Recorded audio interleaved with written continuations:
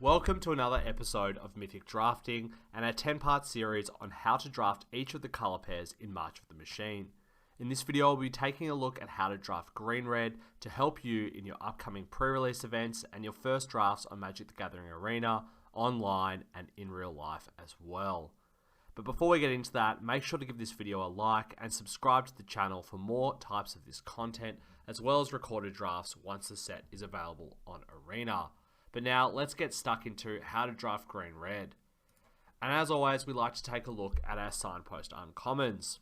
The first of which is Rampaging Geoderm, which is 2 red and a green for a 3/3 trample haste beast, which whenever you attack, target attacking creature gets +1/+1 until end of turn, and if it's attacking a battle, you put a 1/1 counter on it instead.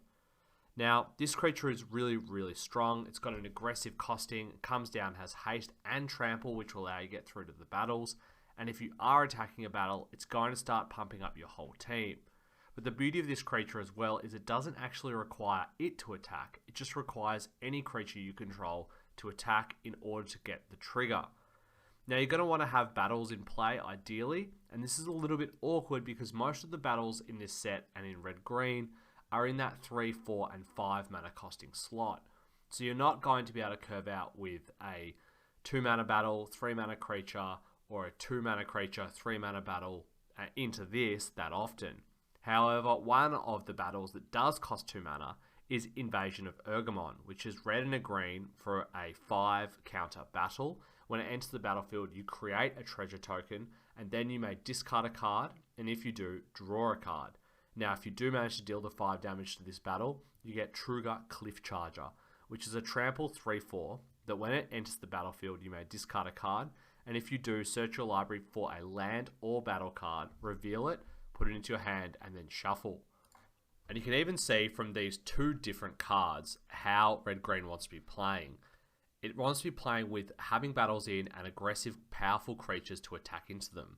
But they play particularly well together in that you can actually play Invasion of Urgamon and then use the treasure token to cast Rampaging Geoderm on turn 3 and attack into it with a 4/4 Trampler, which is going to be really hard to block and likely leave it on 1 counter remaining, meaning you'll be able to flip it the next turn, and then you'll be able to use Truger Cliff Charger to go and get another battle to put on the ground, and then you'll have 2 trample creatures that are going to be quite big on the board in the early stage of the game to attack into that and hopefully flip that as well. And this is a bit of a theme with red-green, and I think that it's going to be one of the decks that can make the most advantage of battles and wants to have maybe 3 or 4 different battles in each deck.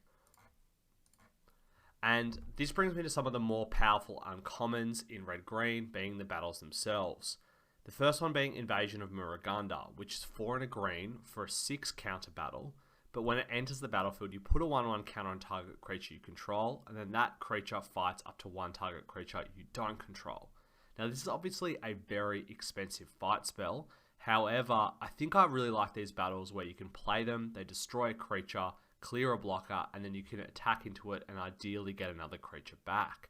And this gives you quite a strong creature in that it flips into a 4/4 ooze so that at the beginning of combat on your turn, another target creature gets +2/+2 and loses all abilities until end of turn. So again, if we're thinking about our play sequencing here, you might be able to flip your invasion, the green-red invasion before, and then use the flip side of that to search up this battle, play it to clear another creature and have a 4/5 trample to attack into it to leave just 2 counters on it. This is the kind of game plan in which you can quickly scale things out of control. However, it'll be really interesting to see how powerful these cards actually are. The next battle that is quite powerful, I think, in red-green is Invasion of Redgartha, which is 2 and a red for a 5 counter battle. When it enters the battlefield, it deals 4 damage to another target battle or opponent and 1 damage to up to 1 target creature. Now, this might get to kill a creature every now and then, but where I think it's going to do its work is you're going to attack into a battle, you might get a few counters off it, you play this, you flip that battle, and then you have another battle to attack into. And if you can flip this one, it's really strong, because you get Disciples of the Inferno, which is a 4/4 prowess, which is already a fantastic creature, but it has the ability that if a non-creature source you control would deal damage to a creature, battle, or opponent, it deals that much damage +2 instead. So this will allow any of your red burn spells to potentially flip battles by themselves. Now, there are some other powerful uncommons in red-green that aren't necessarily battle related. However, the first one, Storm the Seed Core, potentially is, and it's 2 green-green for a sorcery where you distribute 4+1/+1 counters among up to 4 target creatures you control, and then all your creatures gain vigilance and trample until end of turn. I think this card's going to be quite strong in this set, as it's going to be a potential overrun to win games, but also it's going to allow you to buff your entire team, attack into a battle if you want, and then still have vigilance creatures up as defenders to defend any battles they have or just your life total in general. The next one is Stoke the Flames, which is a card we've seen in M15 before, and it's 2 red for an instant, which has Convoke, and then it deals 4 damage to any target.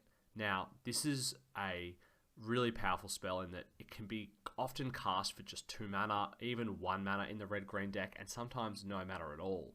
And the fact that it's an instant allows you to really surprise opponents when they're not expecting it. They might attack into you when you're tapped and you've got 4 defenders. You can block, they're not expecting a spell and they play a pump spell, and you convoke this out to completely blow them out for the 2-for-1. The next card that I think is going to be quite good in red-green is Tandem Takedown, which is an instant that gives up to 2 target creatures you control +1/+0, and then they each deal damage equal to their power to another target creature, planeswalker, or battle. Now, I've seen these types of effects before, and we've recently seen it in Shadows over Innistrad Remastered with the 2 green spell that gives +1/+1 and deals damage. However, this has the upside in that it's up to 2 target creatures. So you're much less likely to get blown out if they have a removal spell to take out 1 creature that you target. And if you can use both your creatures, it will still trigger and it will still resolve. And then if one of the creatures can still kill the other creature or the battle, it'll still have that effect. I really like the versatility in this card in that it can kill creatures, but also it can flip battles if you need it to.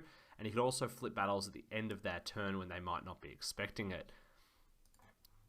Now, as we've discussed, green-red is going to be a deck that I think wants a lot of battles. And in this set, there is enough fixing with Skittering Surveyor, the green fixing spells, and as well as the tap lands, the dual lands, at common, that will allow you to play some of the off-color battles as well. Now, the powerful ones I think here are Invasion of Moag, which is 2 green and a white for a 5 counter battle, and when it enters the battlefield, you put a 1/1 counter on each creature you control. And then if you manage to flip it, it flips into Bloom Wielded Dryads, which is a 3/3 Dryad with Ward 2, and at the beginning of your end step, you put a +1/+1 counter on target creature you control. Now, the front side of this is going to want your deck to have gone wide, so you're going to need to be drafting red-green in a specific way and trying to have lots of creatures, and I think you're going to want to have 1-drops if you're running this in your deck, which is a little bit awkward if you're playing tap lands as well, but it's a really powerful effect, and in a stall board is going to go a long way. And then if you can flip it, it just gives you inevitability in that you're constantly buffing your team and making your creatures bigger than theirs. Now, this isn't going to want to be splashed in every red-green deck, but in some of the slower, grindier battle decks, I think this is going to be a potential splash. The other one that is going to fit right into those decks is Invasion of Lorwyn, which is 4 black and a green, and when it enters the battlefield, destroy target non-elf creature an opponent controls with power X or less, where X is the number of lands you control. Now, this is going to kill most creatures, aside from some of the absurd rares, because you're going to play it and you're likely going to have 6 lands in play, and then it has 5 counters on it, and if you can destroy it, it flips into Winnowing Forces, which is an elf warrior with power and toughness equal to the number of lands you control. As we've previously discussed, this is one of those battles that can actually clear a blocker and then you can potentially flip it. So it's potentially an instant 2-for-1 the turn you play it if you can set it up properly, and in the slower, grindier red-green decks, I think this is going to be a potential splash option. Now, some of the improved commons in red-green that I think you're going to want to prioritize. The first one of which is Timberland Ancient, which is 4 green for a Tree Folk Reach Trample 6/5 that has Forest Cycling 2. I think this is a really strong card as it has a lot of versatility in the red-green decks in that it's a 6 mana reach with 6/5, which is going to stop most flyers in the set. And it also has Trample, which means that it's going to be able to kill most battles and put a lot of pressure on your opponent as well.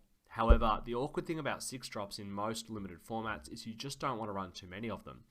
However, because this has forest cycling, it's going to allow you to play 2 or 3 copies of this in your deck, and if you draw too many of them, you simply cycle them away. This will also allow you to have better mana, which will enable the fixing that you need to splash some of those battles we mentioned earlier and other powerful cards as well. The next common is Volcanic Spite, which is 1 red instant and it deals 3 damage to target creature, planeswalker or battle. You may then put a card from your hand on the bottom of your library, and if you do, draw a card. This is just a great card, and I think it's going to be one of the best red commons.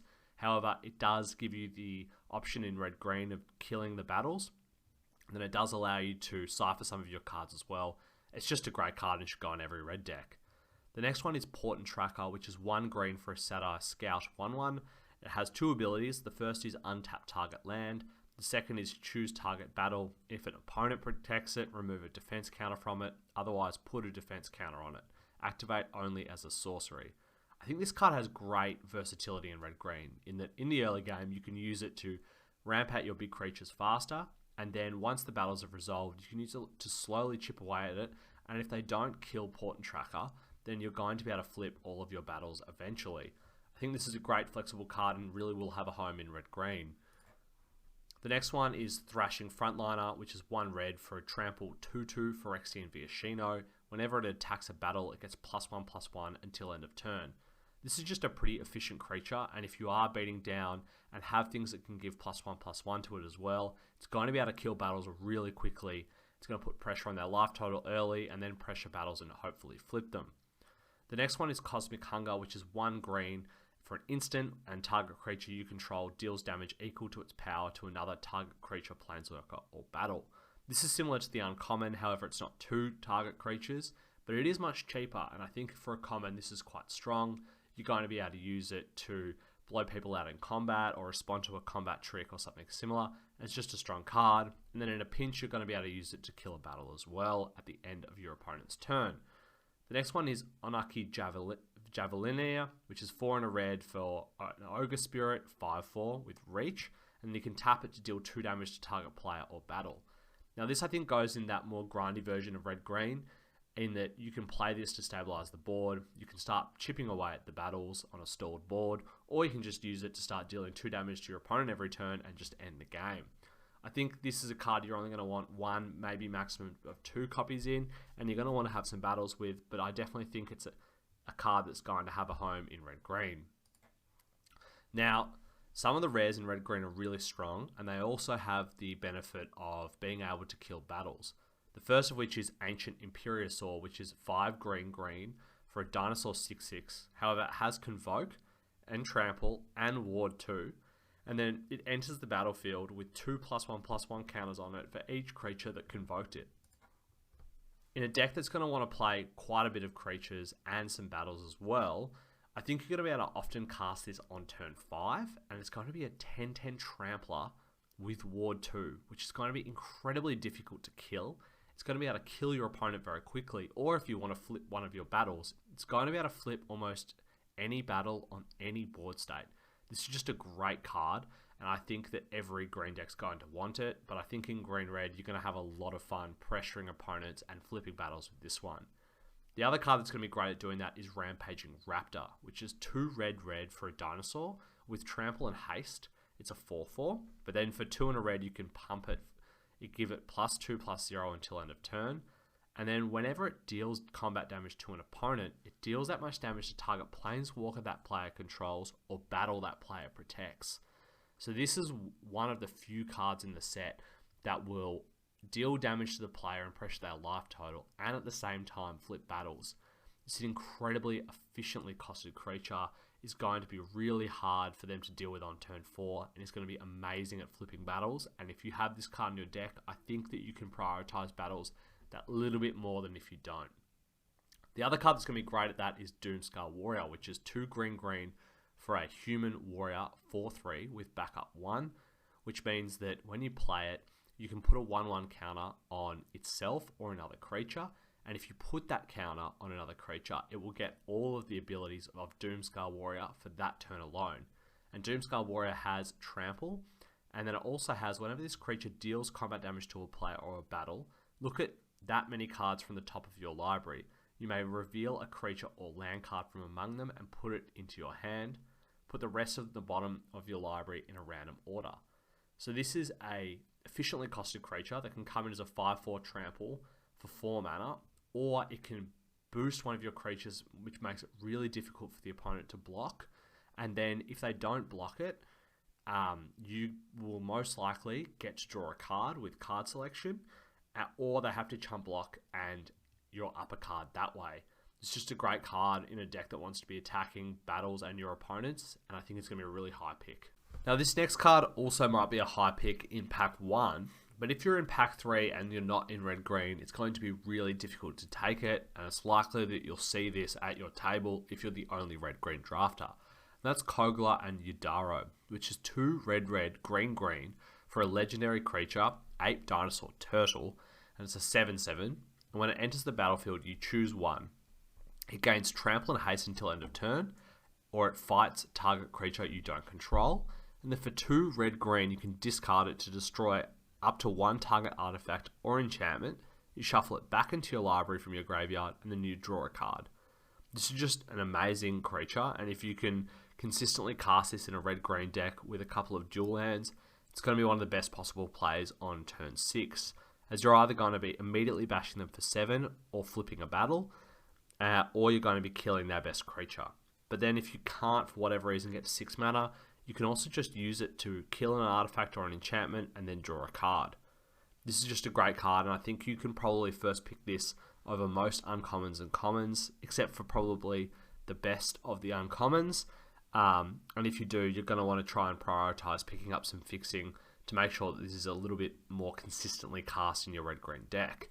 The next one that isn't going to require you to do any work to make good is Invasion of Tarkir. It's a mythic rare, so you won't see it that often, but if you do, it's one of the best battles. It's 1 red, and it has 5 defender counters when it comes into play. And when it does enter the battlefield, you can reveal any number of dragons from your hand. When you do, it deals X damage plus 2 to any other target, where X is the number of cards revealed this way. Now you don't need dragons to make this good, it can simply just be a shock for 2 mana, and then your opponent is going to have to constantly worry about you flipping this, because if you can deal 5 damage to it, you get Defiant Thundermaw, which is a 4/4 flying trample dragon, and whenever a dragon you control attacks, including itself, it deals 2 damage to any target. This is just an amazing creature, and I think if you're going to be able to flip this, you're probably going to win most of those games. You don't need any other dragons to make this better, and if you do have them, that's just simply upside.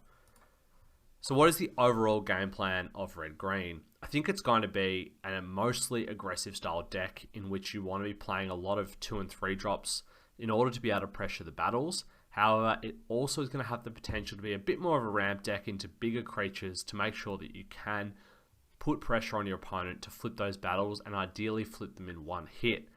But what the key is I think battles matter. If you're playing red-green, you're probably going to want to have some battles in order to turn on your creatures and make them a bit better and really take advantage of the big payoff you get for flipping battles. And in saying this, I think you want to be prioritizing the battles that affect the board. The battles that can kill another creature to clear a blocker, or do something else that gives you some kind of advantage in order to win combat. It also does have the potential to splash, so if you're drafting red-green and you start seeing some dual lands wheeling late at the table, I'd be trying to pick them up and take them, and I'd also potentially look to play Skittering Surveyor in this deck to open up the possibilities of taking some of those powerful battle cards late at the table in pack 3 when other drafters can't take advantage of them because they haven't picked up that fixing. So that's it for red-green. I hope you enjoy drafting this deck. I think it's going to be one of the most unique decks in the format in that it's going to be able to take advantage of battles more than the others, and I'm really excited to play it coming up on Arena.